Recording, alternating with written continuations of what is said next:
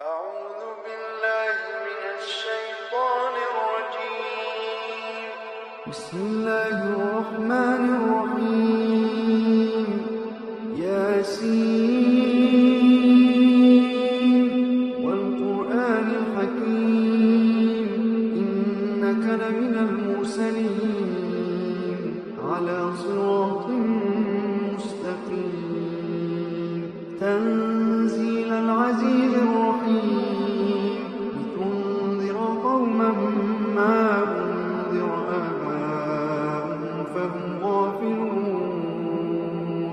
لقد حق القول على أكثرهم فهم لا يؤمنون إنا جعلنا في أعناقهم أغلالا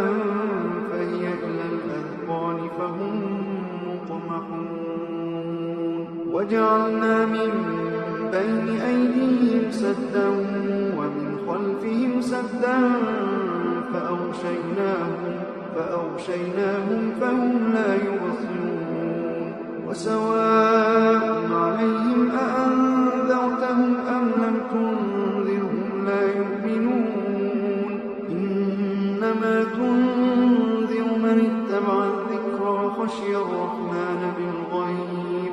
فبشره بمغفرة وأجر كريم إنا نحن نحيي الموتى ونكتب ما قدموا وآثارهم وكل شيء أحصيناه في إمام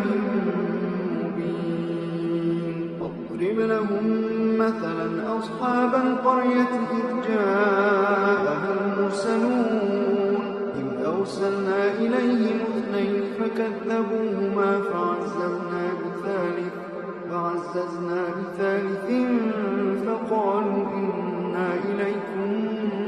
مرسلون قالوا ما أنتم إلا بشر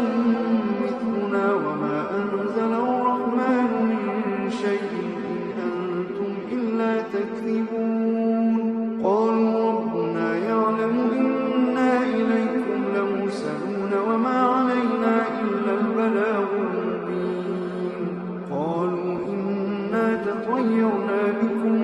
لئن لم تنتهوا لنرجمنكم وليمسنكم منا عذاب أليم لئن لم تنتهوا لنرجمنكم وليمسنكم منا عذاب أليم قالوا طائركم معكم أئن ذكرتم بل أنتم قوم مسرفون وجاء من أقصى المدينة رجل يسعى قال يا قوم اتبعوا من لا يسألكم أجرا وهم مهتدون وما لي لا أعبد الذي فطرني وإليه ترجعون أأتخذ من دونه آلهة إن يردني الرحمن بضر لا تغن عني شفاعتهم شيئا إن يردني الرحمن بضر لا تغن عني شفاعتهم شيئا ولا ينقذون إني إذا لفي ضلال مبين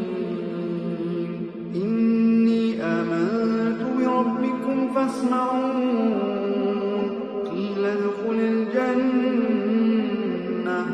قال يا ليت قومي يعلمون بما غفر لي ربي وجعلني من المكرمين وما أنزلنا على قومه من بعده من جند من السماء وما كنا منزلين وما أنزلنا على قومه من بعده من جند من السماء وما كنا منزلين إن كانت إلا صيحة واحدة